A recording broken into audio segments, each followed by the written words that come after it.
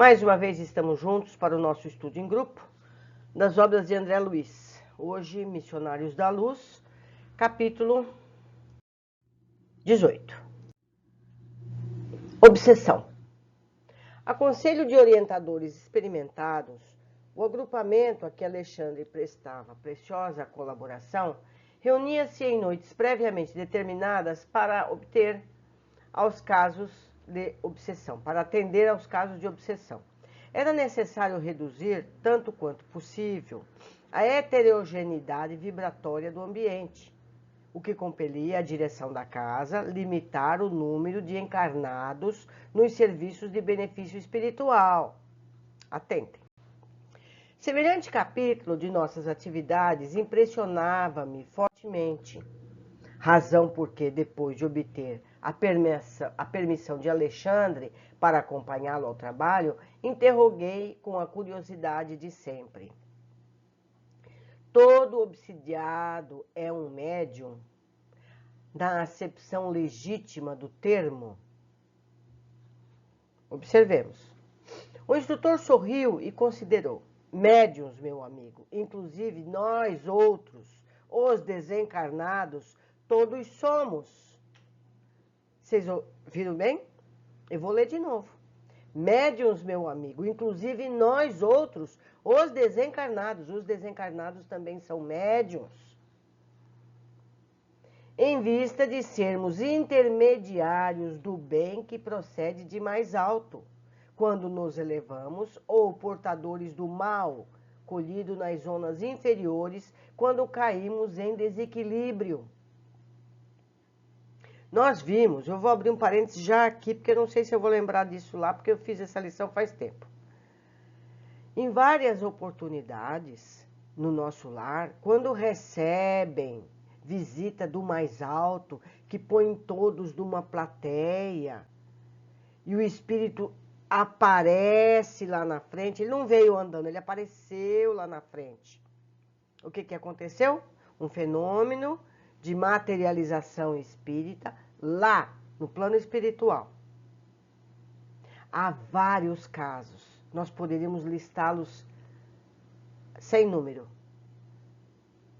Isso é uma tarefa que cada um de nós deveria fazer, observar esses detalhes e absorver para o nosso conhecimento.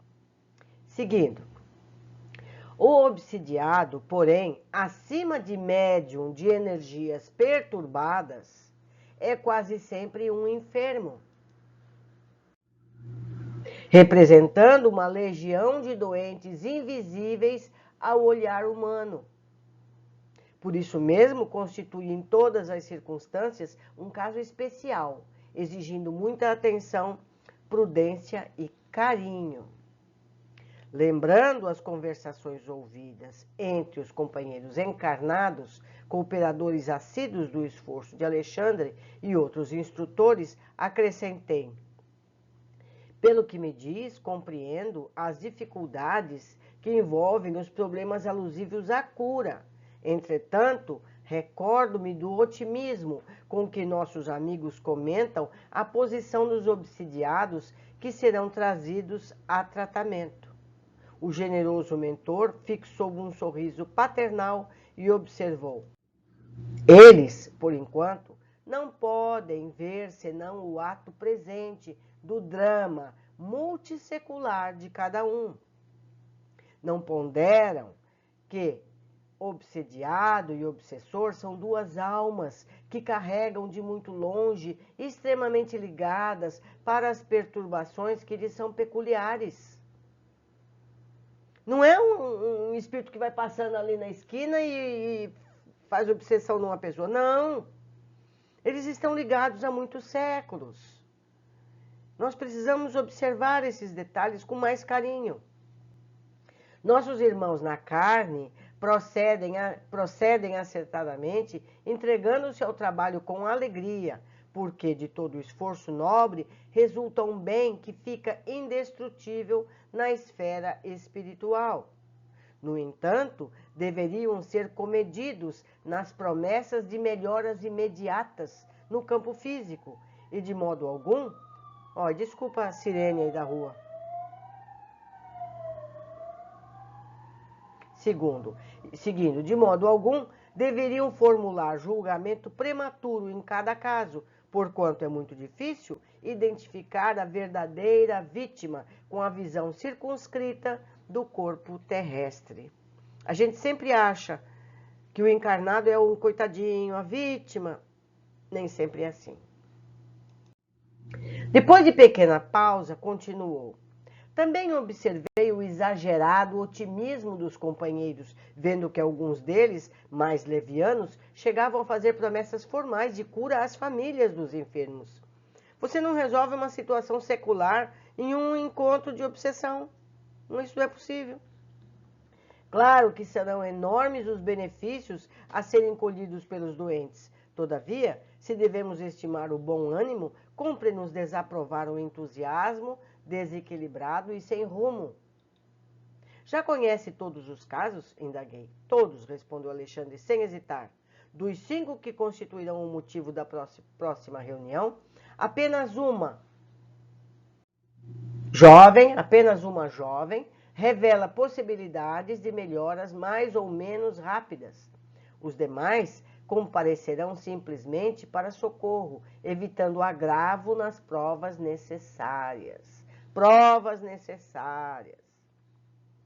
Considerando muito interessante a menção especial que se fazia, perguntei: gozará a jovem de proteção diferente?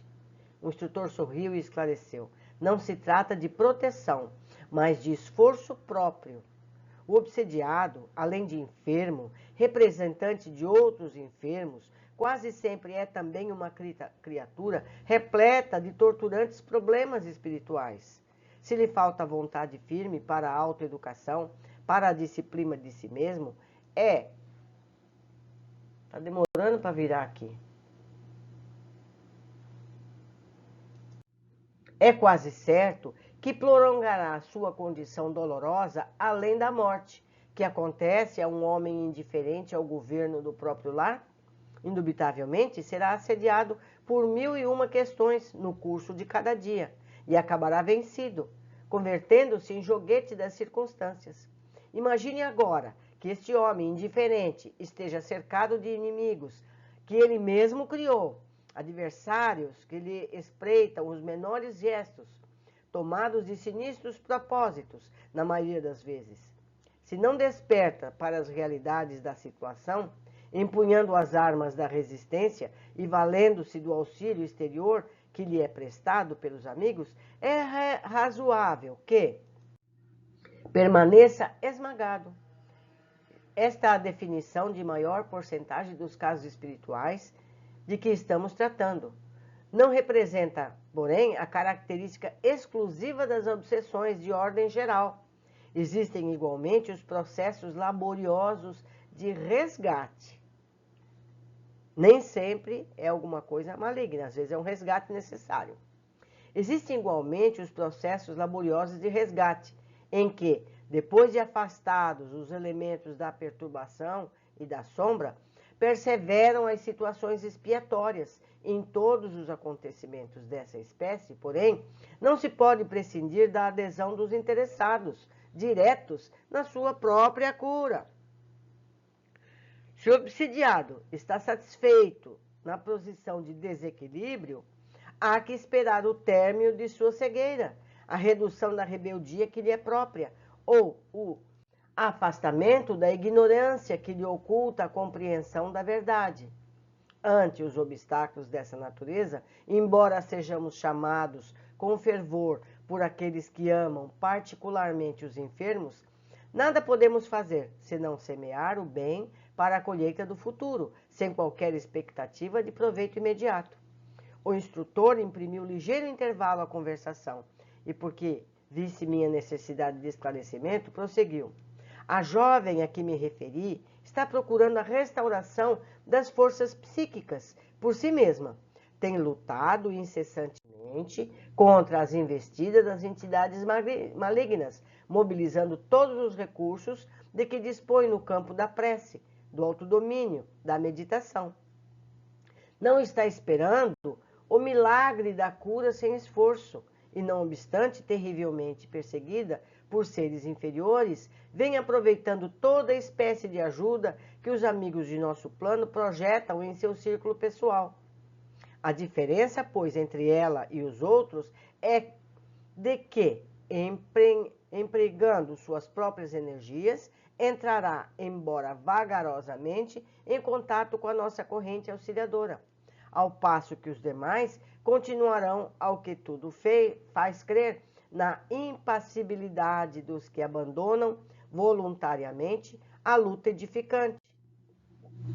Compreendi a elucidação e esperei a noite de socorro aos obsidiados, como Alexandre designava esse gênero de serviço. Não decorreram muitos dias e, em companhia do instrutor, penetrei sumamente interessado ao conhecido recinto. O pessoal estava agora reduzido. Em derredor da mesa reuniam-se tão somente 2 médiuns, seres irmãos experimentados no conhecimento e prática de problemas espirituais, e os obsediados em tratamento.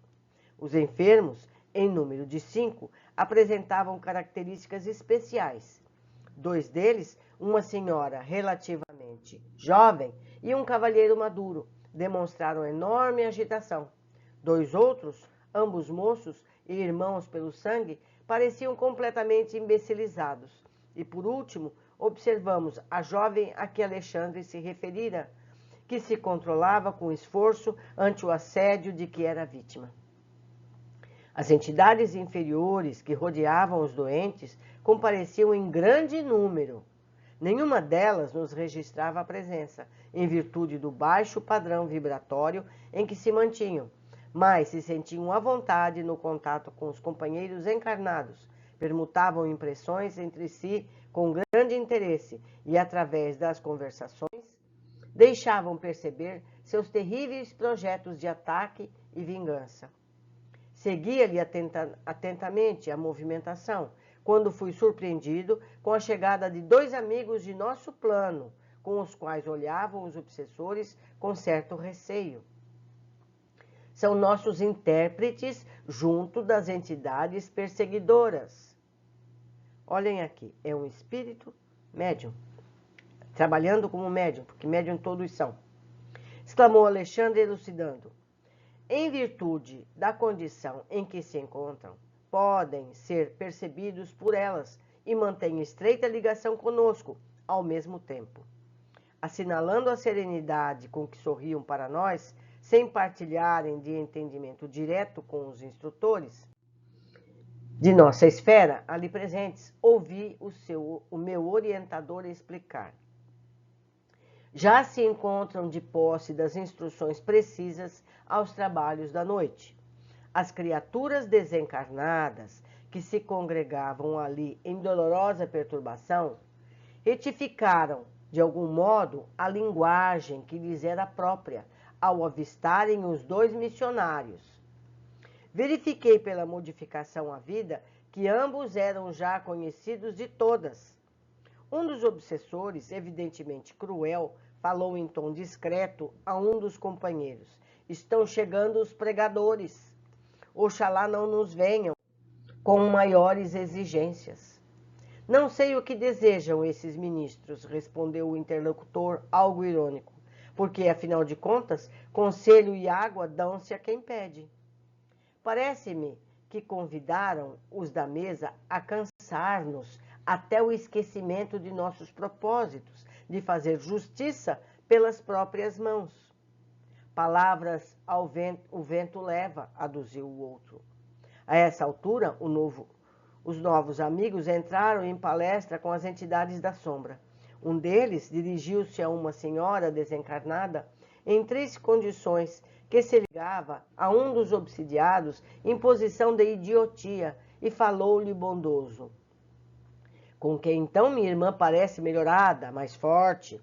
Ainda bem. Ela explodiu em crise de pranto. Todavia, prosseguiu o missionário sem qualquer inquietude. Acalme-se. A vingança agrava os crimes cometidos. Para restabelecer a felicidade perdida, a minha amiga é necessário esquecer todo o mal, enquanto abrigar pensamentos de ódio não poderá atingir as melhoras que deseja. A cólera perseverante constitui estado permanente de destruição. Não conseguirá articular os elementos da paz íntima até que perdoe de coração. É quase impossível, respondeu a interpelada. Este homem afrontou meu ideal de mulher, lançou-me a corrupção, escarneceu de minha sorte, transformou-me o destino em corrente de males. Não será justo que pague agora? Não apregoam que o Pai é justo? Eu não vejo, porém, o Pai. E preciso fazer justiça, usando minhas próprias forças. E por que o doutrinador desencarnado, a fitasse, compadecido, murmurou: e se fosse o Senhor a mulher? Ponha-se no meu caso e pense como procederia. Prontificar-se-ia a desculpar os malvados que lhe atiraram lama ao coração? Cerraria as portas da memória a ponto de anestesiar os mais belos sentimentos do caráter? Não acredito. O Senhor reagiria como estou reagindo.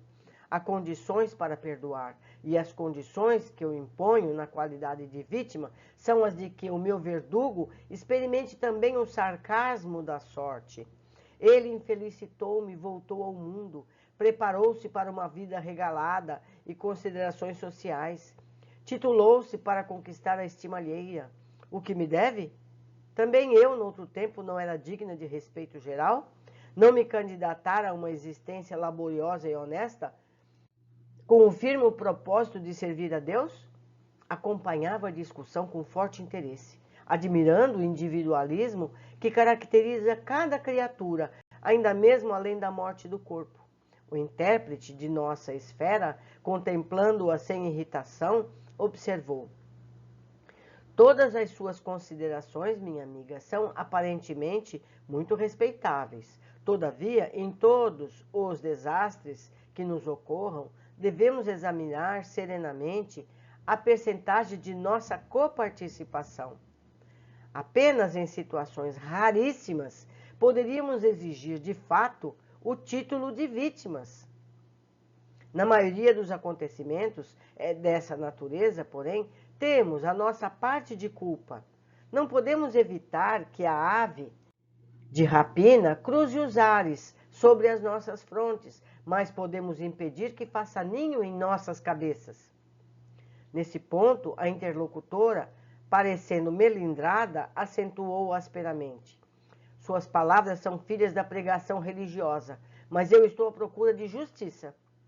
E com um riso irônico, terminava: aliás, da justiça pregoada por Jesus. O missionário não se exaltou ante o sarcasmo do gesto que acompanhou a observação ingrata e disse-lhe bondoso: a justiça, quantos crimes se praticam no mundo em seu nome? Quantos homens e mulheres que, em procurando fazer justiça sobre si mesmo, nada mais fazem que incentivar a tirania do eu? Refere-se a irmã do Divino Mestre. Que espécie de justiça reclamou o Senhor para ele? Quando vergava sobre a cruz? Nesse sentido, minha amiga, o Cristo nos deixou normas de que não devemos esquecer. O Mestre mantinha-se vigilante em todos os atos alusivos à justiça para os outros. Defendeu interesses espirituais da coletividade até a suprema renunciação. Entretanto, quando surgiu a ocasião de seu julgamento, guardou silêncio e conformação até o fim. Naturalmente, não desejou o Mestre, com semelhante atitude, desconsiderar o serviço sagrado dos juízes retos no mundo carnal, mas preferiu adotá-la, estabelecendo o padrão de prudência para todos os discípulos de seu Evangelho, nas mais diferentes situações. Ao se tratar de interesses alheios, minha irmã, devemos ser rápidos na justificação legítima. Entretanto, quando os assuntos difíceis e dolorosos nos envolvem o eu, convém moderar todos os impulsos de reivindicação.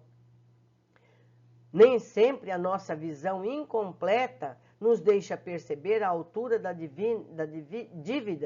dívida que nos é própria. E na dúvida é lícita a abstenção. Acredita que Jesus tivesse algum débito para merecer a sentença condenatória? Ele conhecia o crime que se praticava, possuía sólidas razões para reclamar o socorro das leis. No entanto, preferiu silenciar e passar, esperando-nos no campo da compreensão legítima. É que o mestre, acima do olho por olho, das antigas disposições da lei, ensinou o amai-vos uns aos outros, praticando-o invariavelmente. Confirmou a legalidade da justiça, mas proclamou a divindade do amor. Demonstrou que será sempre heróico o lado de defender os que merecem, mas se absteve de fazer justiça para si mesmo, para que os aprendizes de sua doutrina estimassem a prudência humana e a fidelidade divina nos problemas graves da personalidade, fugindo aos desvairios que as paixões do eu podem desencadear nos caminhos do mundo. A interlocutora, em face à argumentação veemente e bela, emudeceu, fortemente impressionada. E Alexandre, que seguia também comovido as explicações do intérprete, observou-me. O trabalho de esclarecimento espiritual, depois da morte, entre as criaturas, exige de nós outros muita atenção e carinho. É preciso saber semear na terra abandonada dos corações desiludidos, que se afastam da crosta sob tempestade de ódio e angústia desconhecida. Diz o livro sagrado que no princípio era o Verbo. Também aqui, diante do caos desolado dos espíritos infelizes, é necessário utilizar o Verbo no princípio da verdadeira iluminação. Não podemos criar sem amor, e somente quando nos prepararmos devidamente, edificaremos com êxito para a vida eterna, silenciando a entidade que fora criteriosamente advertida. Passei a observar a senhora, ainda jovem, que se mostrava sob irritação forte no recinto, preocupado com os amigos encarnados. Diversos perseguidores invisíveis à perseguição terrestre mantinham-se ao lado dela, impondo-lhe terríveis perturbações, mas de todos eles sobressaía um obsessor infeliz, de maneiras cruéis. Colara-se-lhe ao corpo em toda a sua extensão, dominando-lhe todos os centros de energia orgânica. Identificava a luta da vítima e buscava resistir quase inutilmente. Meu bondoso orientador percebeu minha estranheza e explicou.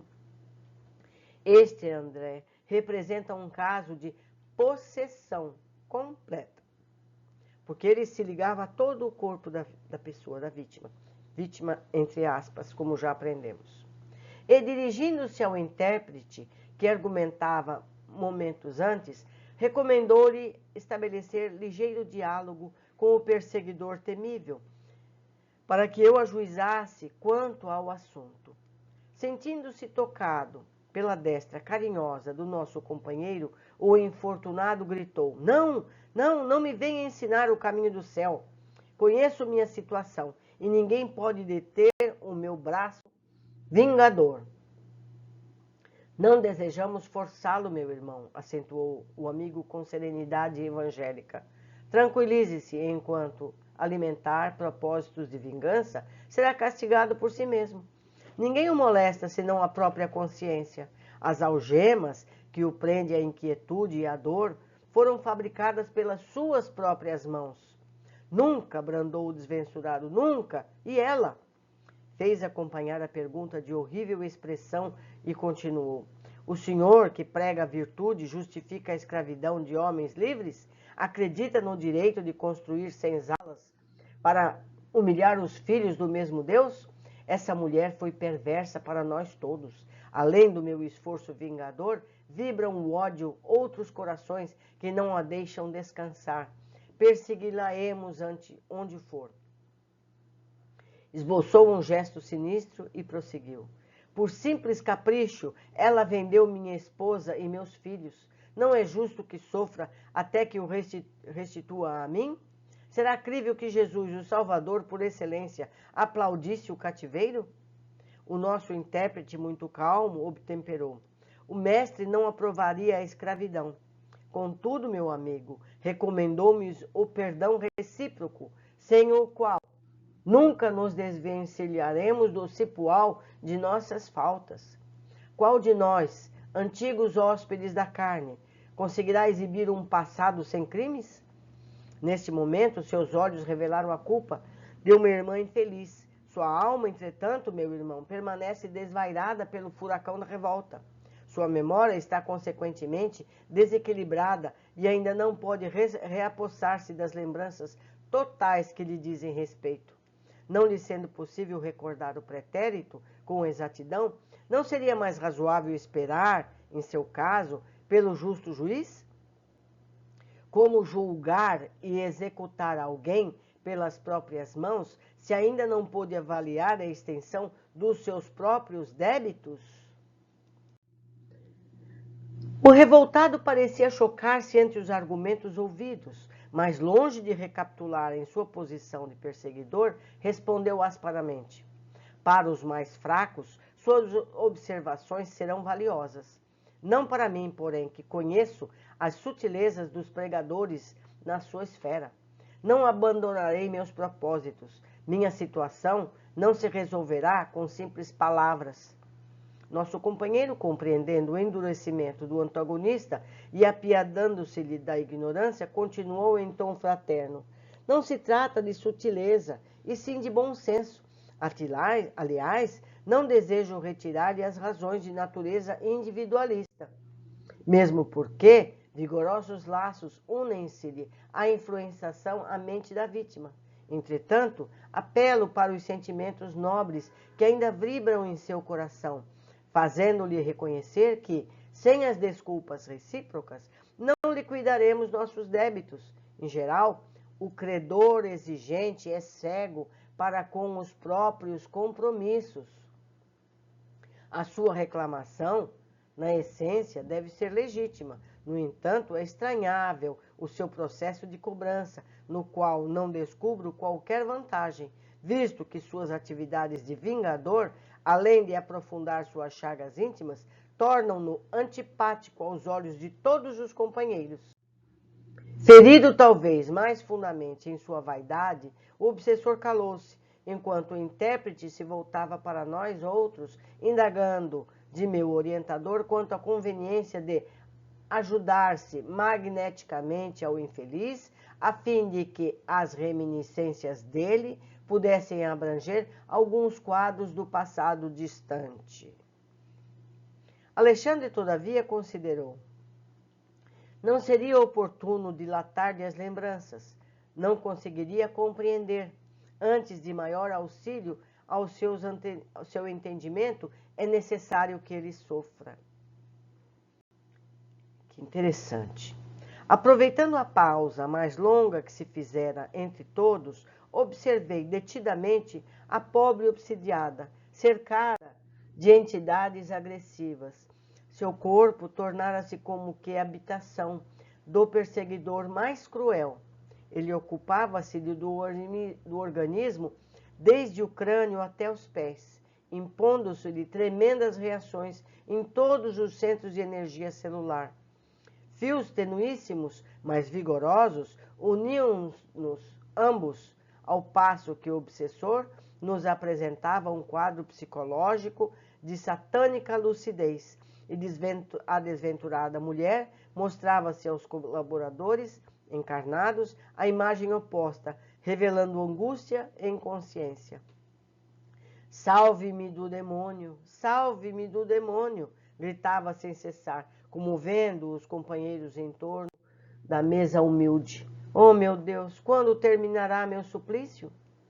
Olhos desmesuradamente abertos, como a fixar os inimigos invisíveis à obsessão comum, bradava angustiosamente após ligeiros instantes de silêncio.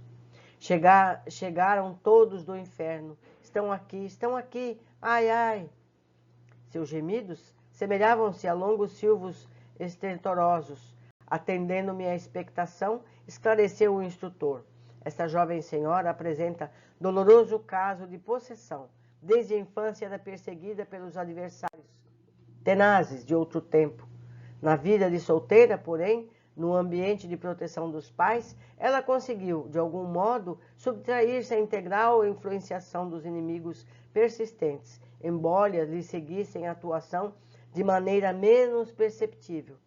Sobrevindo, no entanto, as responsabilidades do matrimônio, em que, na maioria das vezes, a mulher recebe maior quinhão de sacrifícios, não pôde mais resistir. Logo após o nascimento do primeiro filhinho, caiu em prostração mais intensa, oferecendo oportunidade aos desalmados perseguidores e, desde então, experimenta penosas provas. E expor novas questões que o assunto suscitava, mas o instrutor amigo fez-me ver que a reunião de auxílio por parte dos encarnados teria início naquele mesmo instante. Precisávamos manter o concurso vigilante da fraternidade. Observei, agradavelmente surpreendido, as emissões magnéticas dos que se reuniam ali, em tarefa de socorro, movida pelo mais santo impulso de caridade redentora. Nossos técnicos em cooperação avançada valiam-se do fluxo abundante de forças benéficas, improvisando admiráveis recursos de assistência. Mas não só os obsidiados, mas também os infelizes perseguidores. De todos os enfermos psíquicos, somente a jovem, resoluta a que nos referimos, conseguia aproveitar o nosso auxílio. 100%. Identificava-lhe o valoroso esforço para reagir contra o assédio dos perigosos elementos que a cercavam. Envolvida na corrente de nossas vibrações fraternas, recuperara a normalidade orgânica absoluta, embora em caráter temporário. Sentia-se tranquila, quase feliz. Apesar de manter-se em trabalho ativo, Alexandre chamou minha atenção, assinalando o fato. Esta irmã, disse o orientador, permanece de fato no caminho da cura. Percebeu a tempo que a medicação, qualquer que seja, não é tudo no problema da necessária restauração do equilíbrio físico. Já sabe que o socorro de nossa parte representa material que deve ser aproveitado pelo enfermo desejoso de restabelecer-se. Por isso mesmo, desenvolve toda a sua capacidade de resistência, colaborando conosco no interesse próprio. Observe. Efetivamente, sentindo-se amparada pela nossa extensa rede de vibrações protetoras, a jovem emitia vigoroso fluxo de energias mentais, expelindo todas as ideias malsãs que os desventurados obsessores lhe haviam depositado na mente, absorvendo em seguida os pensamentos regeneradores e construtivos que a nossa influenciação lhe oferecia. Aprovando-me o minucioso exame com um gesto significativo, Alexandre tornou a dizer: apenas o doente convertido voluntariamente em médico de si mesmo atinge a cura positiva. No doloroso quadro das obsessões, o princípio é análogo.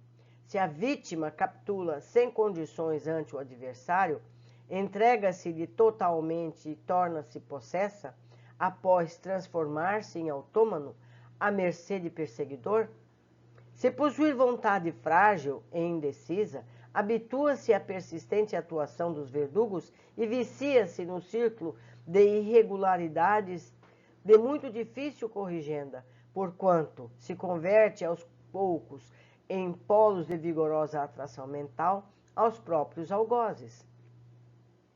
Em tais casos, nossas atividades de assistência estão quase circunscritas a meros trabalhos de socorro, objetivando resultados longínquos. Quando encontramos, porém, um enfermo interessado na própria cura, valendo-se de nossos recursos para aplicá-los à edificação interna, então podemos prever triunfos imediatos. Calando-se, o instrutor prosseguiu, observando os serviços que se desenrolavam no recinto.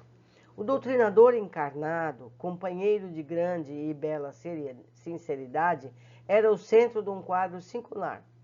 Seu tórax convertera-se em foco irradiante, e cada palavra que lhe saía dos lábios semelhava-se a um jato de luz, alcançando diretamente o alvo, fosse ele os ouvidos perturbados, dos enfermos ou o coração dos perseguidores cruéis. Suas palavras eram, com efeito, de uma simplicidade encantadora, mas a substância sentimental de cada uma assombrava pela sublimidade, elevação e beleza. Reparando-me a estupefação, Alexandre veio em meu socorro esclarecendo. Estamos aqui numa escola espiritual. O doutrinador humano encarrega-se de transmitir as lições. Você pode registrar, porém, que, para ensinar com êxito, não basta conhecer as matérias do aprendizado e ministrá-las. Antes de tudo, é preciso senti-las e viver-lhes substancialmente no coração. O homem que apregoa o bem deve praticá-lo, se não deseja que as suas palavras sejam carregadas pelo vento, como o simples eco de um tambor vazio. O companheiro que ensina a virtude, vivendo-lhe as grandezas em si mesmo, tem o verbo carregado de magnetismo positivo, estabelecendo edificações espirituais nas almas que o ouvem. Sem essa característica, a doutrinação quase sempre é vã. Vendo o quadro expressivo analisado pelo esclarecimento do instrutor, compreendi que o contágio pelo exemplo não constitui fenômeno puramente ideológico, mas sim que é um fato científico nas manifestações magnéticos mentais. Com exceção da própria irmã, que se encontrava possessa, os demais obsidiados naqueles momentos ficavam livres da influência direta dos perseguidores. Entretanto, menos a jovem que reagia valorosamente, os outros apresentavam singular inquietude, ansiosos de se reunirem de novo no campo da atração dos algozes. Veja só que coisa. Auxiliares nossos haviam arrebatado os verdugos, expulsando-os daqueles corpos enfermos e atormentados. Todavia, os interessados nas melhoras físicas psíquicas primaram pela ausência íntima, conservando-se a longa distância espiritual dos ensinamentos do doutrinador encarnado, ao influxo dos mentores do mais alto. Ministrava com admirável sentimento. A atitude deles era de insatisfação e ansiedade. Dir-se-ia que não suportavam a separação dos obsessores invisíveis. Olhem só, habituado a enfermos que, pelo menos, aparentemente demonstravam desejo de cura. Aparentemente demonstravam desejo de cura. Estranhei a posição mental daqueles que se reuniam em pequenino grupo à nossa frente, tão lamentavelmente desinteressado do remédio que a espiritualidade lhe oferecia por amor. Alexandre percebeu minha surpresa e observou-me. Em geral, 90% dos casos de obsessão que se verificam na crosta constituem problemas dolorosos e intrincados. Quase sempre, o obsidiado padece de lastimável cegueira com relação à própria enfermidade.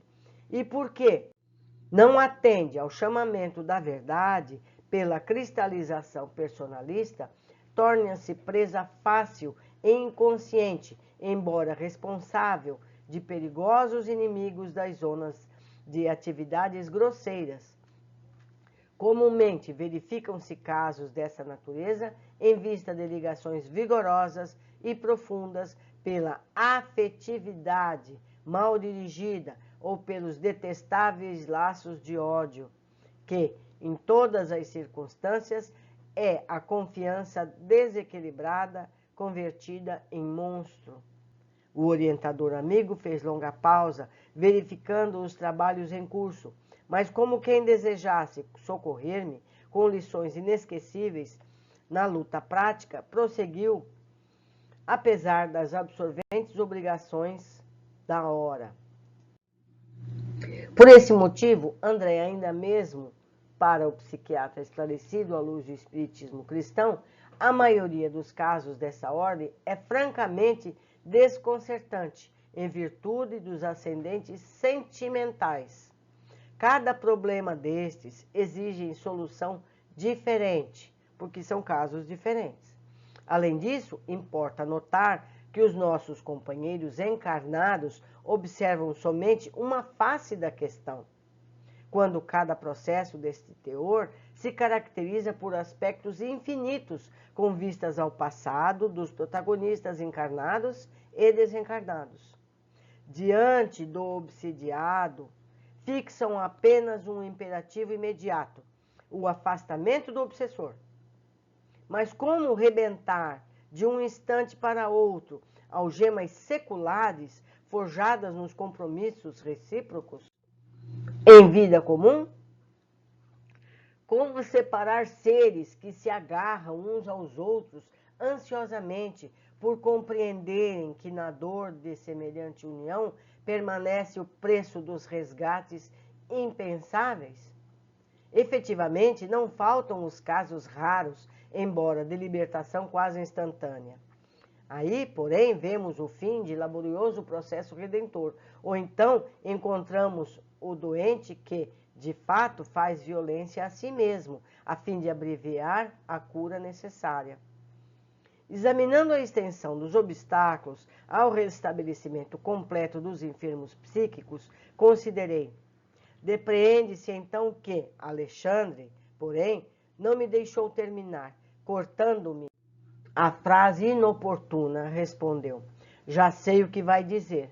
Verificando as dificuldades que relaciono para o seu aprendizado natural, você pergunta se não será infrutífero o nosso trabalho e se não será melhor entregar o obsediado à própria sorte.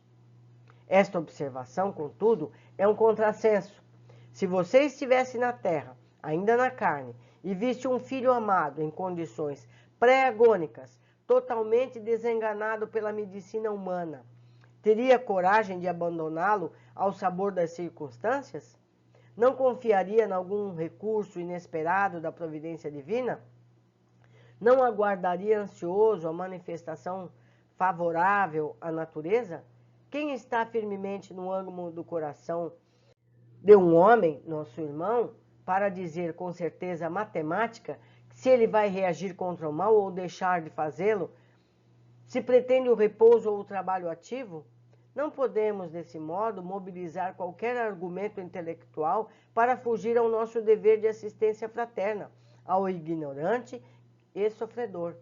Urge atender a nossa parte de obrigação imediata, compreendendo que a construção do amor é também uma obra de tempo. Nenhuma palavra, nenhum gesto ou pensamento nos serviços do bem permanece perdido. Compreendi a nobreza da observação e mantive-me em silêncio. E porque o meu orientador voltasse a cooperar ativamente nos trabalhos em andamento, passei a examinar os doentes psíquicos, enquanto o doutrinador terreno prosseguia em sua luminosa tarefa de evangelização. A jovem que reagia contra a perigosa atuação dos habitantes das sombras demonstrava regular normalidade em seu aparelho fisiológico. Semelhava-se a alguém que movimentava todas as possibilidades na defensiva para conservar intacto o equilíbrio da própria casa. Entretanto, os demais exibiam lamentáveis condições orgânicas. A desventurada possessa apresentava sérias perturbações, desde o cérebro até os nervos lombares e sacros, demonstrando completa desorganização do centro da sensibilidade, além de lastimável relaxamento das fibras motoras. Tais desequilíbrios não se caracterizavam apenas no sistema nervoso, mas igualmente nas glândulas em geral e nos mais diversos órgãos. Nos demais obsidiados, os fenômenos de degradação física não eram menores. 2 deles revelavam estranhas intoxicações no fígado e rins. Outro demonstrava singular desequilíbrio do coração e pulmões, tendendo insuficiência cardíaca, conúbio com a pré-tuberculose avançada. Nossa, quantos problemas! Enquanto examinava atento aqueles inquietantes quadros clínicos, o orientador encarnado na Assembleia, fazendo-me intérprete de grandes benfeitores do nosso plano de ação, espalhava o amor cristão e a sabedoria evangélica a longos jorros, efetuando com extrema fidelidade ao Cristo a semeadura da caridade, da luz e do perdão. Desejando a minha elevação nas atividades construtivas, Alexandre aproximou-se de mim e observou: repare no serviço de fraternidade legítima.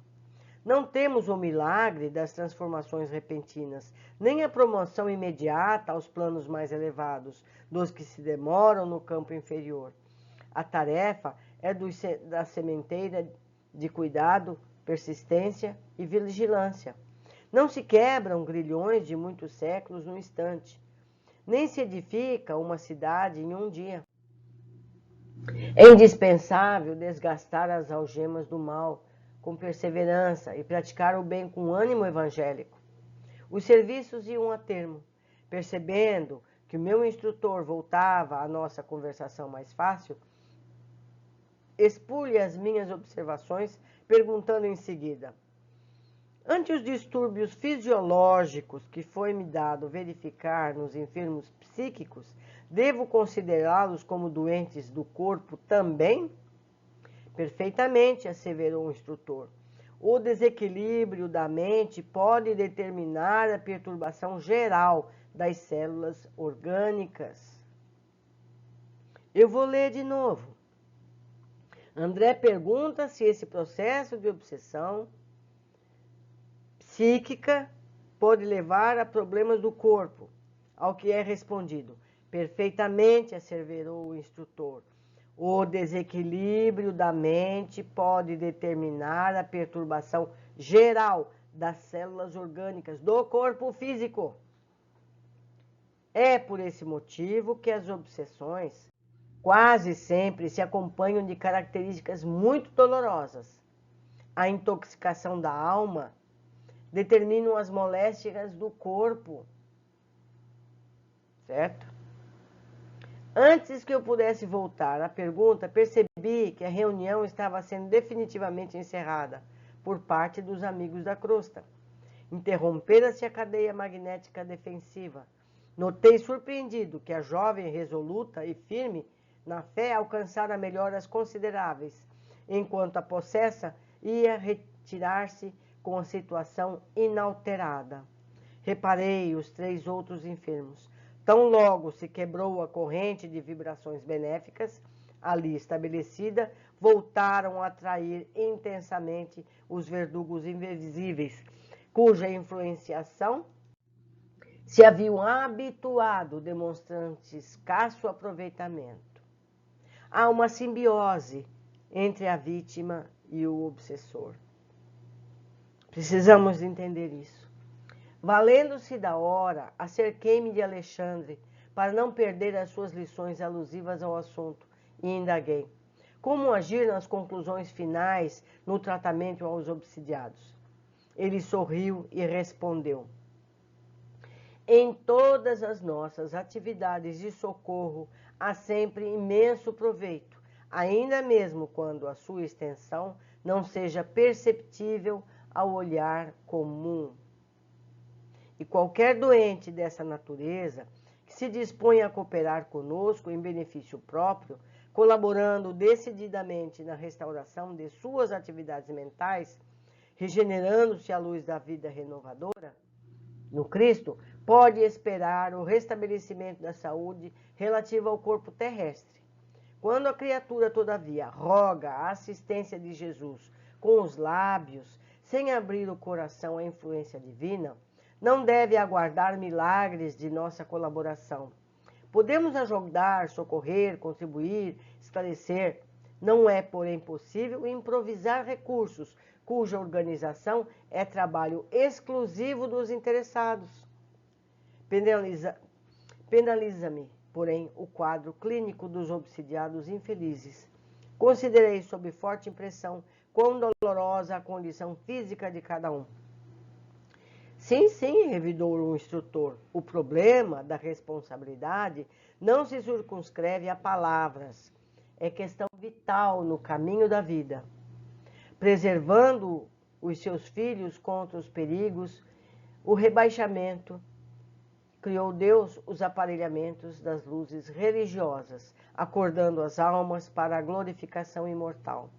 Raros homens, entretanto, se dispõem a respeitar os desígnios da religião, olvidando voluntariamente que as menores quedas e mínimas viciações ficam impressas na alma,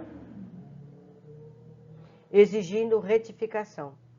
Você está observando aqui alguns pobres obsidiados em processo positivo de tratamento, mas esquece que inúmeras criaturas, ainda na carne, não obstante informadas pela religião quanto à necessidade do espírito, se deixam empolgar pelo apego vicioso no campo das sensações de várias ordens, contraindo débitos assumindo compromissos pesados e arrastando companheiros outros em suas aventuras menos dignas, forjando laços fortes para os dolorosos dramas de obsessão do futuro.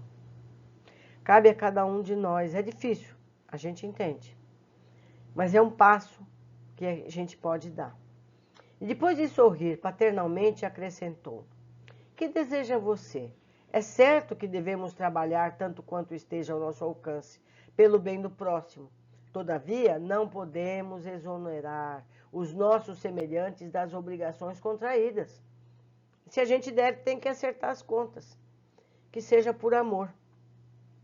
O servo fiel não é aquele que chora ao contemplar as desventuras alheias, nem o que as observa de modo impassível, a pretexto de não interferir no labor da justiça. O sentimentalismo doentio e a frieza correta não edificam o bem. Entende? O bom trabalhador é o que ajuda, sem fugir ao equilíbrio necessário, construindo todo o trabalho benéfico que esteja ao seu alcance, consciente de que o seu esforço traduz a vontade divina. Alexandre não podia ser mais claro. Compreendi-lhe o esclarecimento instrutivo, mas notando a saída dos enfermos, sob o amparo vigilante dos familiares que os aguardavam à porta, voltei a indagar: meu amigo, e se conseguíssemos o afastamento definitivo dos perseguidores implacáveis? É que todo mundo acha que é fácil, né? Vai lá, tira, separa e está resolvido. Na qualidade de antigo médico do mundo, reconheço que esses doentes psíquicos não trazem as enfermidades de que são portadores, circunscritas à mente. Com exceção da jovem, que reage valorosamente, os demais revelam estranhos desequilíbrios do sistema nervoso, com distúrbios do coração, fígados, rins e pulmões. Admitamos que fosse obtida a conversão dos verdugos que os atormentam. Voltariam depois disso à normalidade orgânica? Alcançariam o retorno à saúde completa? Alexandre meditou alguns momentos antes de responder e asseverou em seguida: André, o corpo de carne é como se fora um violino entregue ao artista, que nesse caso é o espírito encarnado. Torna-se indispensável preservar um instrumento dos animáculos destruidores e defendê-lo contra os ladrões. Observou a jovem que tudo faz por guardar-se do mal? Tem estado a cair sob golpes dos perseguidores que lhe assediam impiedosamente o coração. Entretanto, como alguém que atravessa longa e perigosa senda sobre o abismo, confiante em Deus, ela tem recorrido à prece incessantemente, estudando a si mesma, mobilizando as possibilidades de que dispõe para não perturbar a ordem dentro dela própria. Na tentação de que é vítima, tem essa irmã a provação que a redime. Ela, porém, com o heroísmo silencioso do seu trabalho, tem estabelecido os próprios perseguidores, compelindo-os à meditação e à disciplina.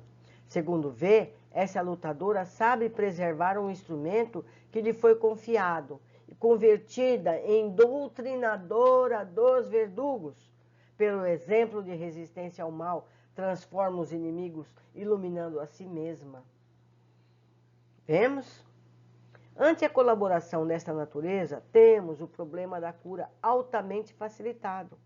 Não se verificará, porém, o mesmo com aqueles que não se acautelam com a defesa do instrumento corporal. Entregue aos malfeitores, o violino simbólico a que nos referimos pode permanecer semidestruído.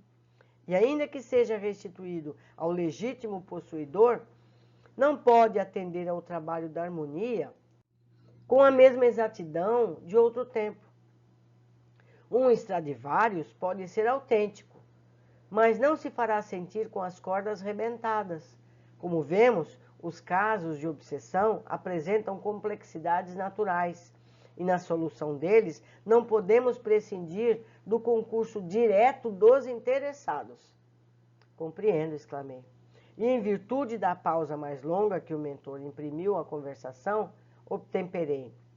Convenhamos, porém, que os perseguidores se convertam, que se afastem definitivamente do mau caminho, depois de se viciarem o organismo das vítimas durante longo tempo. Nesse caso, não terão elas o restabelecimento imediato? Imediato? Não recuperarão o equilíbrio fisiológico integral?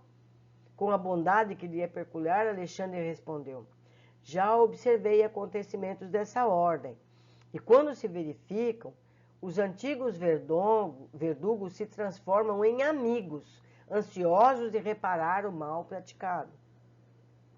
Por vezes, conseguem, recebendo ajuda dos planos superiores, a restauração da harmonia orgânica naqueles que lhe suportam a desumana influência. No entanto, na maioria dos casos, as vítimas não mais restabelecem o equilíbrio do corpo. Ou seja, é possível, mas isso é raríssimo. E permanecem de saúde incompleta até o sepulcro? Perguntei, fortemente impressionado. Sim, elucidou Alexandre tranquilamente. Observando-me, porém, o espanto enorme, o orientador acrescentou: seu assombro prende-se ainda à deficiente análise humana. O perseguidor, reconhecido como tal entre os companheiros encarnados, pode revelar modificações, mas talvez a suposta vítima não esteja convertida. Vemos? Na obsessão, as dificuldades não são unilaterais. O eventual afastamento do perseguidor nem sempre significa a extinção da dívida. Em qualquer parte do universo, André, receberemos sempre de acordo com as nossas próprias obras, O assunto sugeria grandes e belas interrogações, mas exigências outras requisitavam-nos mais além. Alexandre dispôs a partir, despedindo-se afetuoso dos cooperadores, e acompanhei-o em silêncio, meditando na grandeza das mínimas disposições da justiça divina. Meus amigos, esse capítulo vasto seria ótimo um seminário imenso sobre esse tema, pois é o que mais leva pessoas aos centros espíritas, é a dor da obsessão. Vamos à análise, certamente parcial, de tudo que foi dito aqui. Pois é claro que muitos parágrafos deveriam ter sido destacados e explicados agora a seguir. Eu conto com a cooperação de vocês para que tragam esses pequenos detalhes que ficaram para trás para a nossa discussão, seja no contato pessoal, seja nos comentários no YouTube ou no Facebook. Vamos lá. Primeira observação. Era necessário reduzir, tanto quanto possível, a heterogeneidade vibratória do ambiente, o que compelia a direção da casa a limitar o número de encarnados nos serviços de benefício espiritual. Ou seja, as pessoas presentes nos trabalhos de atendimento espiritual dessa natureza, precisam estar seriamente atuantes na tarefa, centradas na atividade e não dispersas em suas preocupações pessoais e tampouco movidas por curiosidades levianas. O número de pessoas presentes deve ser apenas o necessário. Quanto mais pessoas, mais difícil manter o foco no trabalho. Mais pessoas podem dispersar o pensamento, dificultando o trabalho dos espíritos amigos. Porque nesse momento é preciso haver uma vibração magnética coesa. Então, no mínimo, essas pessoas que participam, não diretamente do trabalho, se estiverem presentes, precisam estar com pensamentos dignos, em oração, em qualquer atividade, menos a atividade pessoal. Ela não pode lembrar do que tem que fazer amanhã, do que foi feito a ela, não deve considerar casos semelhantes que ela conheça. Então, no mínimo, uma prece. No mínimo, estar em estado de prece. André pergunta a Alexandre se todos obsediados é médium.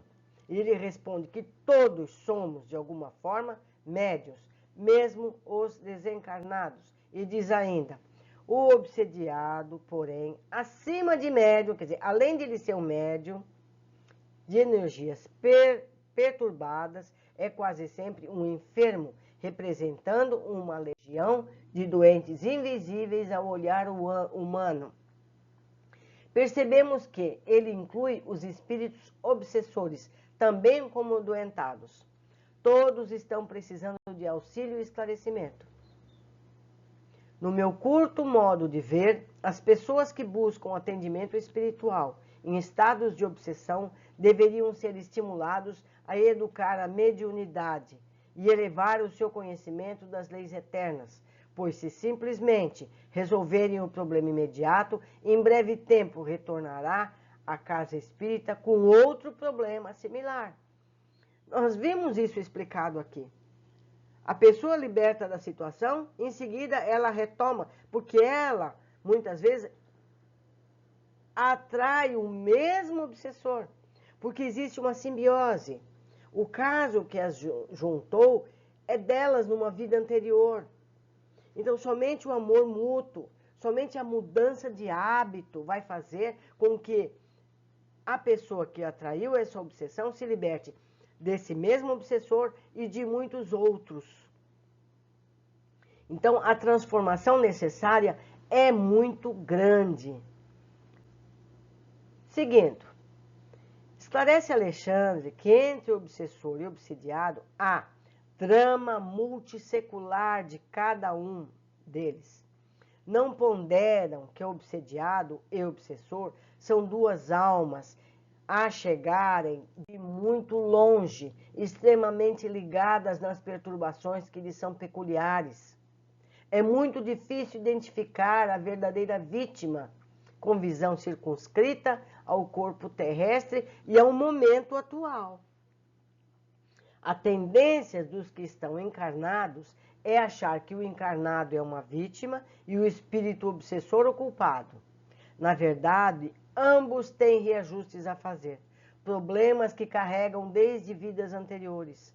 Não devemos julgar quem é culpado de que, e sim tentar encaminhar ambos a um caminho de conciliação, pois certamente terão que voltar a estar juntos no plano físico e acertar esses erros do passado.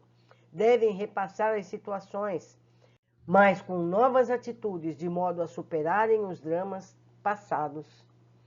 Quer dizer, não adianta pegar esse obsessor e levar ele para muito longe. Não adianta nada, ele vai ter que resolver a situação. 4. Todo esforço nobre resulta um bem que fica indestrutível na esfera espiritual. Lembro que todo o texto em amarelo é cópia fiel da obra, do livro que foi escrito. Em branco, meu comentário. Importantíssima informação. Todo bem que fazemos é indestrutível. O bem sempre é progresso garantido. O mal que fazemos, fruto da ignorância, pode ser reparado em qualquer tempo em que desejarmos nos corrigir. Precisamos insistir no bem, pois assim teremos mais resistência às más tendências. Eu sempre repito, o bem, o comportamento é como o exercício físico na academia. Você tem que insistir no exercício até que ele faça parte de nós. Então, você vai levantar o peso até que o seu corpo tenha sido modificado. A espiritualidade é a mesma coisa. Então, as primeiras vezes você vai à academia por obrigação, porque pagou a mensalidade. É a mesma coisa. Você vai fazer o bem de forma como um dever. Eu não estou fazendo porque eu gosto, estou fazendo porque eu preciso. Mas à medida que você vai fazendo repetidamente aquele gesto benéfico, você vai se acostumando com aquilo e chega a um ponto que você precisa de fazer o bem. Faz parte de você. Certo? Seguindo. Diz Alexandre que não se deve fazer promessas formais de cura às famílias dos enfermos, dos que chegam doentes por obsessão. Vale observar que não podemos, em tempo algum, prometer o que cabe aos outros realizar. Quando temos a oportunidade de esclarecer alguém que chega adoentado espiritualmente, somente ele pode ter os esforços necessários para a cura espiritual.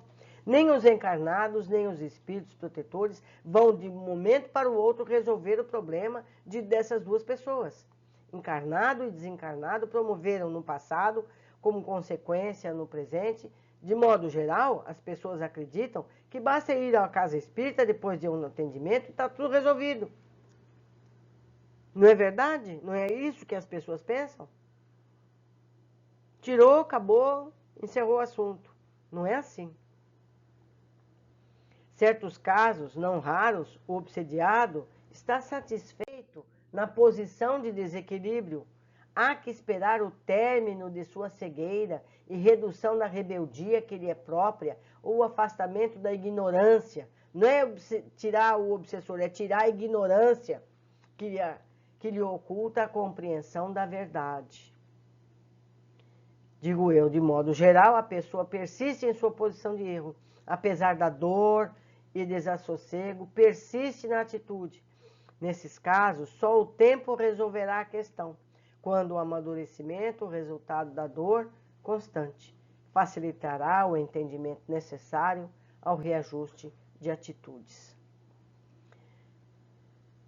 É como a planta, que a gente enrola, que a gente poda, que a gente amarra, é a mesma coisa. André percebe a chegada de outros espíritos além do relacionados aos casos em tratamento. Diz Alexandre, são nossos intérpretes junto às entidades perseguidoras. Ou seja, os obsessores não podem ver os espíritos protetores que ali estão para ajudar. Então, esses espíritos intérpretes que veem os protetores e são vistos pelos obsessores, atuam como intermediários na comunicação. É um tipo de mediunidade. Sabemos que os espíritos mais elevados podem, se quiserem, serem vistos, até mesmo para os encarnados, mas nem sempre essa medida é proveitosa, sem falar que há um desgaste de energia desnecessário. 8. Doutrinador desencarnado. Vemos na descrição do caso que o chamado intérprete atua como orientador. Ele, conhecedor dos detalhes de cada caso, tem mais chance de ser capaz de convencer o obsessor de mudar de atitude que o orientador encarnado, que não conhece o caso por dentro, que conta apenas com as regras de bem agir que nos ensina o Evangelho. Os bons orientadores encarnados devem dar mais espaço para esses auxiliares desencarnados, estimular que os pacientes espirituais os escutem com atenção. Também aqui, diante dos casos, ao caos desolado dos espíritos infelizes, é necessário utilizar o verbo no princípio da verdadeira iluminação. O orientador, seja encarnado ou desencarnado, precisa de argumentos sólidos e coerentes para com isso. E para isso precisa ser conhecedor profundo, não só das leis divinas, como também dos exemplos de Jesus. Orientadores que também têm mazelas espirituais passam a ser usados como referências que justificam os argumentos do obsessor. Então, o orientador encarnado está lá dizendo para, seja o encarnado, seja o desencarnado, para as vítimas do processo, porque ambos são vítimas, se comportem assim ou assado, mas ele mantém pensamentos negativos, ele também tem erros, ele também tem emoções contra esse ou aquele com quem ele conviva. Como é que ele vai ensinar se ele mesmo não aprendeu? Como é que ele vai ensinar o amor se ele também briga com o síndico do prédio, com a esposa, com o filho? Não adianta, ele não tem autoridade para falar isso, não é? Então, é um processo difícil, que é preciso haver honestidade. O orientador encarnado, ou ele se modifica também, ou ele evita recomendar coisas que ele ainda não superou. Deixe isso para o orientador espiritual, que está do lado de lá, também fazendo a tarefa. Não é? Precisamos ter humildade de conhecermos os nossos erros, as nossas faltas, a nossa incapacidade de dizer ao outro o que fazer, se nós mesmos ainda não aprendemos. Também aqui, seguindo, diante do... eu já li isso, né? Mas eu vou ler outra vez, não é à toa. Vamos lá. Também aqui, diante do caos desolado dos espíritos infelizes, é necessário utilizar o verbo no princípio da verdadeira iluminação. Vamos seguir. 11. Ajudar-se magneticamente ao infeliz, a fim de que as reminiscências deles pudessem abranger alguns quadros do passado distante. Em determinados casos, os orientadores espirituais se valem de técnicas magnéticas para que o vingador veja o próprio passado remoto e os próprios atos que geraram a série de cobranças mútuas. Mas, mais uma vez, cada caso é um caso. Nem todos sabemos se esse espírito ignorante que está em processo de cobrança tem a capacidade de entender os seus próprios atos em passado remoto. Algumas vezes isso é possível, outras vezes não. Então, nós encarnados não temos esse conhecimento. Os orientadores espirituais algumas vezes têm e eles tomam esse recurso como uma ferramenta. Então, não cabe a gente fazer isso. Envolvida na corrente de nossas vibrações fraternas, recupera a normalidade orgânica absoluta, embora em caráter temporário, a jovem que tinha mais capacidades de disciplina e esforço em melhorar-se, sentia plenamente a ajuda que recebia na casa espírita, mas esse bem-estar seria temporário, pois fora da casa espírita estaria novamente exposta às vibrações gerais do planeta e seus habitantes. Então, a pessoa que passa por um processo dessa natureza é a mesma coisa que um dependente químico. Ele precisa de uma disciplina maior, ele precisa de uma constância maior. Como eu já disse hoje mesmo aqui, é como na academia de atividade física. Seria interessante que ela tivesse uma atividade de caridade, ajuda ao próximo, semanal, ela ir lá e ajudar naquilo que ela tiver aptidão, porque disso depende o seu comportamento. É importante que ela tenha um hábito de leitura edificante, diária, porque ela vai ajudar a si mesmo e vai ajudar aquele que a está acompanhando. E dessa forma, os dois juntos vão melhorar. É o único caminho seguro e certo de êxito. 13. Apenas o doente convertido voluntariamente em médico de si mesmo atinge a cura positiva. Caso se deixe ligar a obsessores, nossas atividades de assistência estão quase circunscritas a meros trabalhos de socorro, objetivando resultados longínquos. É como se a pessoa chegasse lá com uma fratura e nós vamos pôr ali um curativo em cima e deixar a fratura embaixo. O paciente precisa participar, com mudança de hábitos, leituras edificantes, comportamento caridoso para com as pessoas, atividade de benemerência. Não tem jeito, precisa da academia espiritual, vamos chamar assim. Ela precisa se inscrever numa academia de exercícios espirituais, fazendo o bem, se possível numa instituição, e isso tem que ser constante, seja semanal, seja o que for, precisa ir regularmente. É o único caminho. 14.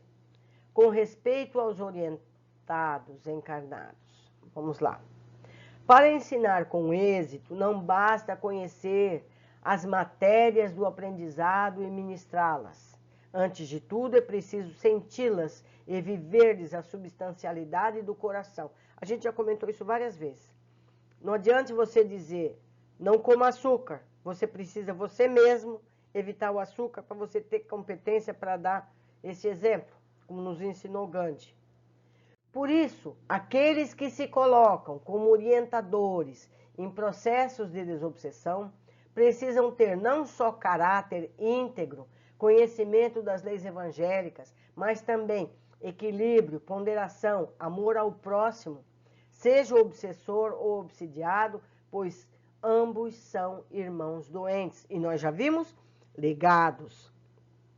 Os dois são ligados pelos problemas que aconteceram no passado. Não adianta separar um do outro, tem que resolver o problema, porque mais cedo ou mais tarde eles vão novamente se encontrar no plano físico e vão ter que resolver essa situação.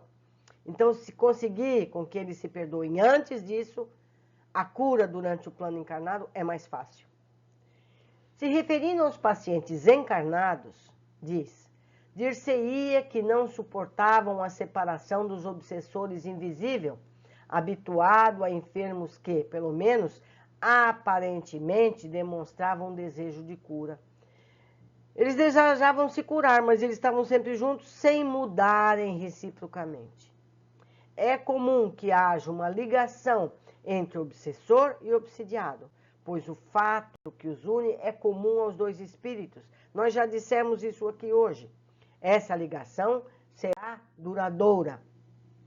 Por isso é tão importante que haja um entendimento e perdão mútuo, para que então possa ter uma vivência de paz, resolvendo finalmente a questão que os magoou por tanto tempo. A ideia de separá-los para que se curem é equivocada. Cedo ou tarde vão se encontrar e todo o processo tem reinício e às vezes agravamento. Se essa dupla, encarnado ou desencarnado, que estão em processo obsessivo, não se perdoarem, e se forem levadas a reencarnar novamente e estarem juntas, elas podem, levadas por esse ódio, agravarem ainda mais a situação, repetindo o erro mais uma vez. Então, o problema não é mais um, são dois, são quatro, são seis, e assim só se piora. Então, o único caminho é o entendimento mútuo, não tem outro. 16. Os orientadores encarnados observam apenas o momento atual, mas cada problema desses exige solução diferente. Além disso, importa notar que os nossos companheiros encarnados observam somente uma face da questão, quando cada processo desse teor se caracteriza por aspectos infinitos com vistas ao passado, dos protagonistas encarnados e desencarnados. Como poderemos avaliar as responsabilidades de cada um se não se conhece o passado? Por isso, apenas podemos estimular a pacificação da relação entre ambos. É como abrir um livro no meio e olhar uma situação. Uma pessoa ofendendo outra, agredindo outra.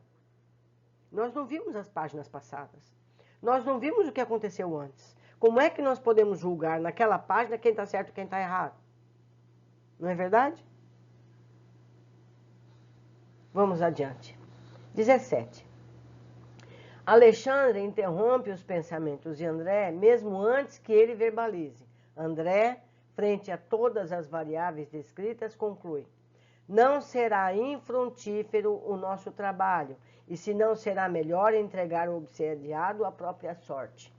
Ao que Alexandre contesta, comparando a situação com a possibilidade de vermos um filho nosso desenganado pela medicina e nossa natural busca por qualquer solução, mesmo que aparentemente milagrosa, precisamos agir sempre em direção ao socorro, do amparo, como gostaríamos de ser socorridos. Não é verdade? A gente não vê tantas pessoas acreditando que aquele chá daquela planta vai salvar a pessoa de uma doença mortal? E a gente não toma o chá? Não é? Inconscientemente nós sabemos que aquele chá não vai fazer nada, mas naquele momento está dando consolo. E isso basta. Vamos seguir ajudando sempre. 18. André pergunta a respeito dos desequilibrados espirituais. Devo considerá-los como doentes do corpo também? E responde Alexandre: o desequilíbrio da mente pode determinar a perturbação geral das células orgânicas. As intoxicações da alma determinam moléstias do corpo. Não é? Nos diz então que um mal espiritual pode acarretar em doenças físicas, ou seja, que acabam por precisar também de atendimento da medicina material. Então, uma pessoa com determinado ódio, com determinada influência, que ela atraiu por ela ter similaridade, afeta um órgão físico, o rim, o fígado, o pulmão, o coração. E vai aparecer o mal que aparece lá no exame físico, no exame de imagem, no raio-x, no que quer que seja. Aparece, lá está. Certo? Então, nós precisamos que o médico material também nos socorra para diminuir o dano. Então, um atendimento espiritual não prescinde de um atendimento do médico, do medicamento físico. 19. Quanto aos que tentam orientar os doentes da alma com teses que eles mesmos não praticam, alerta Alexandre. Sem essa característica, a doutrinação quase sempre é vã. Não adianta nada. A pessoa, o espírito lá do lado dá risada. Como ele me manda parar de fazer isso se na casa dele ele faz igual? Não é?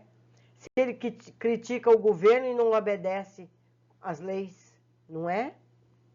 A gente está vendo muito isso aqui no século XXI, não é mesmo? 20. Terminada a corrente magnética, voltaram a atrair intensamente os verdugos invisíveis. Portanto, os tratamentos são dados, mas poucos os aproveitam plenamente. Apesar disso, é dever perseverar, atendendo a todos. Um dia aproveitarão a oportunidade. E como disse o Alexandre, o bem que é feito nunca se perde. Alguma coisa melhorou. 21. Mínimas viciações ficam impressas na alma. Mínimas viciações ficam, mesmo as mínimas.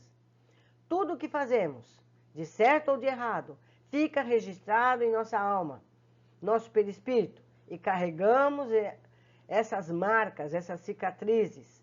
Espíritos mais elevados podem ver essas marcas, como nos foi exemplificado quando André esteve nas câmaras do posto de socorro, quando apuraram a visão e viram o passado daqueles corpos de aparências de múmias, assim como na mulher que pediu socorro e mostrava as chagas negras dos abortos realizados, nós, quando encarnados, podemos esquecer. E mesmo depois de voltarmos ao plano espiritual, podemos esquecer de muitas dessas manchas, mas elas estão lá. Lembram que Narcisa disse que pode passar por um processo magnético e ver seus últimos 300 anos? Mais que isso, ela não suportaria recordar, não é? 22. Pergunta André. Admitamos que fosse obtida a conversação. Vou ler outra vez. 22. Pergunta André. Admitamos que fosse obtida a conversão dos verdugos que os atormentam. Voltariam depois disso à normalidade orgânica? Alcançariam o retorno à saúde completa? E responde Alexandre. O corpo de carne é como se fora um violino entregue ao artista, que neste caso é o espírito reencarnado. Torna-se indispensável preservar um instrumento dos animálculos destruidores e defendê-los contra os ladrões. Concluímos depois que, roubado, a recuperação é difícil. Não é? Deu caruncho na madeira. A gente pode ir lá, tampar, arrumar, mas vai ficar uma cicatriz. 23. Alexandre segue exemplificando a pergunta anterior de André, usando a jovem que luta com sua melhora como exemplo. Convertida em doutrinadora dos verdugos. Pelo exemplo de resistência ao mal, transforma os inimigos, iluminando a si mesma. O esforço em melhorar-se e a constância na prece e estudo acaba por estimular os perseguidores a serem também pessoas melhores. Ou seja, obsessores interferem nos encarnados, mas também estes podem estimular os obsessores, a via de mão dupla. É aquilo que já comentamos hoje aqui. Então, aquele que se percebe perseguido por alguém desencarnado e resolver a sua situação, ele deve ter um comportamento reto, com o maior esforço possível, seja com as suas orações, suas leituras edificantes, o seu exercício no bem, na paciência, na concórdia, na fraternidade. Então, o espírito que a está acompanhando, ele vai tentar impedir isso, mas a resistência, a perseverança vai fazer com que ela melhore, a encarnada melhore, e aquele desencarnado também perceba, opa, pera lá, isso aqui traz conforto, isso aqui vai pacificar, ela melhorou o comportamento, ela não é mais como era antes. E vai ser um processo duradouro e perfeito. É o único caminho que dá resultado. 24. E completa Alexandre mais adiante, ainda falando sobre a cura física dos males relacionados à obsessão. Já observei acontecimentos dessa ordem, e quando se verificam, os antigos verdugos se transformam em amigos, ansiosos por reparar o mal praticado. Na maioria dos casos, as vítimas não mais restabelecem o equilíbrio do corpo. Quer dizer, aquele que fez todo o mal físico, aquele desencarnado, obsessor, que provocou a situação ao encarnado, levou a males físicos, uma vez que ele se regenera pelo comportamento de ambos, ele tenta reverter a situação, porque ele sabe que fez errado. Então ele quer corrigir ainda no plano espiritual o mal que fez. Dificilmente ele consegue, mas a tentativa é valorosa. 25. Isso porque o obsessor pode ter se regenerado parcialmente, mas a pseudo-vítima não. Também tem esse motivo. Então, o obsessor se regenerou, mas a vítima não. Ele continua fazendo os mesmos erros. Então, ele não consegue recuperar o seu corpo físico. O eventual afastamento do perseguidor nem sempre significa a extinção da dívida. Tem que voltar e recuperar, presencialmente os dois. Todos podemos ser perdoados, mas o ressarcimento é importante para os dois envolvidos. Ai, meus amigos, a lição, como eu já disse antes, merece ser estudada repetidamente, para que todos esses conceitos façam parte do nosso conhecimento permanente.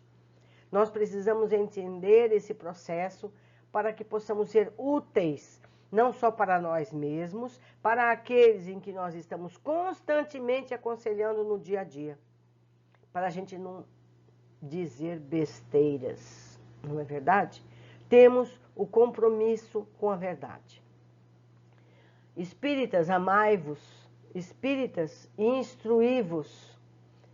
É o que nós precisamos fazer.